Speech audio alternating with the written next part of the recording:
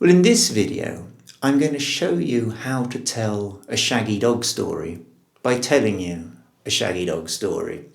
Now, a shaggy dog story is not a story about a shaggy dog. Rather, a shaggy dog story is a long, meandering tale, often humorous, which usually has an anticlimactic ending, a shaggy dog story. And I'm going to tell you a shaggy dog story about this guitar and its first owner. Now, the guitar itself is a 1975 Fender Stratocaster that was made in the Fullerton factory, in Fender's Fullerton factory in California. Fullerton is on the outskirts of Los Angeles, and the guitar was made there when I was 8 years old. And unfortunately, the Fenders from that period, and I've mentioned this in a previous video, weren't of a very good quality. The output of the factory had been really stepped up, and the quality of the guitars at that time wasn't all that great. And this guitar is heavy. It's really heavy. It's heavier than it needs to be. And the craftsmanship isn't great either. I don't know if you can see, but where the neck joins the body here, there's a bit of a gap. It just hasn't been done particularly well. But saying that, for a mid-1970s Fender, it's not a bad guitar. It's not a bad guitar at all. But in saying that, I am damning the guitar with faint praise. I'm damning the guitar with faint praise. Well, what does this mean? To damn with faint praise is to praise something with so little enthusiasm that it is, in effect, to criticise it. To damn with faint praise. I bought the guitar here in 1984. This is Torbay. It's a resort town in the southwest of England where people go for their holidays. Don't look for the guitar shop. It's not there anymore. Anyway, I bought the guitar when I was 17 years old with some money that my grandmother had given me. Now, she'd intended that I use the money to spend on driving lessons. So obviously I could learn how to drive a car. But I thought it would be a better idea to buy a guitar instead. Now, I've had the guitar now for over 35 years, and even though I've told you that it isn't the best guitar in the world, I have probably kept it for sentimental reasons, because I bought it with money that was given to me by my grandmother. Now, a few months ago, I was doing a little bit of maintenance on the guitar, and I took off this backplate that's here, which houses the springs and the tremolo unit. And I noticed, and I'd never noticed before, that someone had actually scratched their name in the back of the guitar. And I've got a picture of it here. It's a little bit hard for you to make out in the photo because some of the name has been scratched underneath where the springs lie. But it reads Charlie Allenson.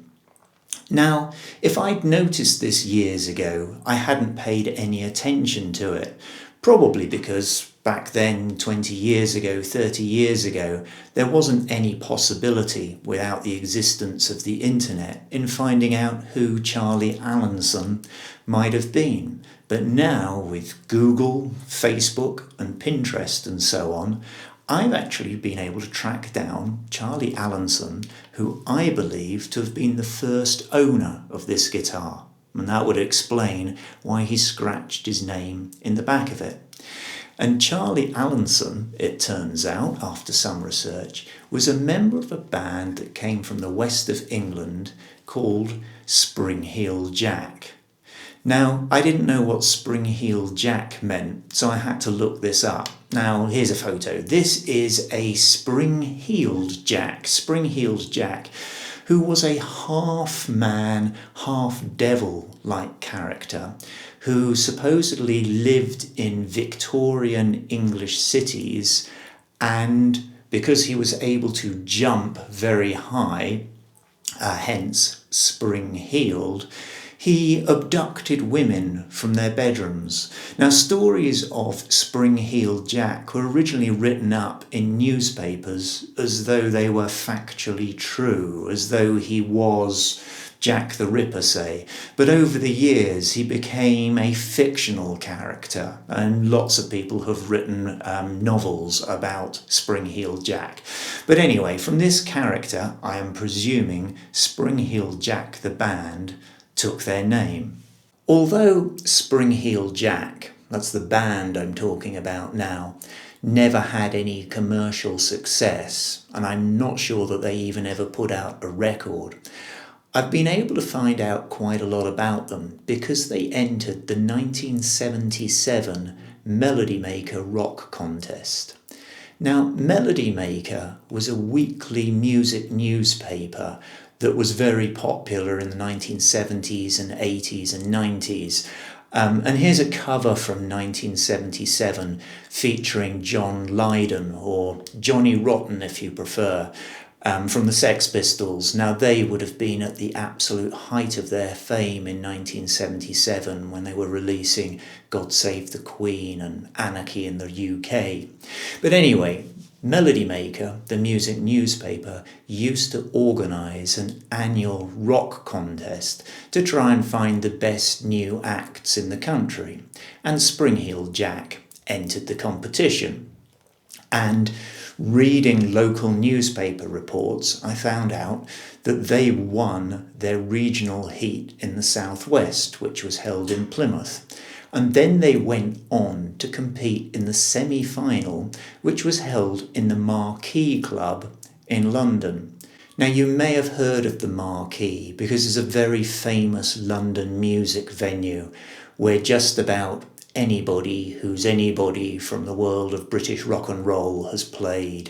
So Jimi Hendrix played there, Cream played there, the Police played there, the punk bands such as the Sex Pistols and Susie and the Banshees played there. It's a historic venue, and Spring-Heeled Jack got to play there. And I found this photo. So here's them on stage at the Marquee in 1977 competing in the Melody Maker Rock Contest. Now, unfortunately for Spring-Heeled Jack, their story in the competition ended there. They didn't get placed and they went out of the competition.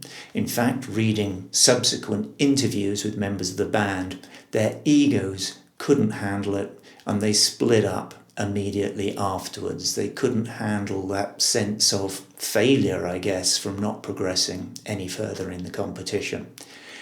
However, for me, there's something really, really interesting about that photo. Although the image is pretty grainy, we can clearly make out Charlie Allenson with very long hair playing the Fender Stratocaster that I was going to buy some 7 years later. Now, when I started out on this search, I never thought I'd be able to find a picture of Charlie actually playing my guitar, but there it is. Now, the story continues because in 1995, Charlie gave an interview to a local music magazine in Devon, where he picks up his own story. It turns out that he'd become very disillusioned with rock and roll after Spring-Heeled Jack split up. And it was during that period of his life when he found God. He got into Christianity. And rather than playing in rock bands, he started to write his own Christian folk music. And so he spent much time in Devon playing small shows, playing and singing his own songs. And that's why he was interviewed for the magazine. After that, these days, Charlie works as a carpenter, and I managed to find his website, and he built this gazebo, for example. So if you're looking for a gazebo in your garden, Charlie Allenson could be the person to ask. But I want to step back a little because I also found a review of the concert that Spring-Heeled Jack gave in Plymouth to win the regional heat final of the Melody Maker Rock Contest. And it was written up in the local press. And here's a taster of it. It takes style as well as at least some talent. And that was why Spring-Heeled Jack went through to the area final. Although their material was nothing too special, they did tackle their set with verve and came across as a competent band with potential that could easily be exploited if put in the right hands. Well, in saying that their material was nothing too special and that the band were competent, I would say that that particular writer was damning Spring-Heeled Jack with faint praise. To damn with faint praise, to praise something with so little enthusiasm that it is, in effect, to criticise it. Well, that was the story of this guitar and its previous owner, Charlie Allenson. But I guess after talking so much, you might want to actually hear what this guitar sounds like. And seeing as Charlie's a Christian, I think it would make sense to play you a verse of Amazing Grace.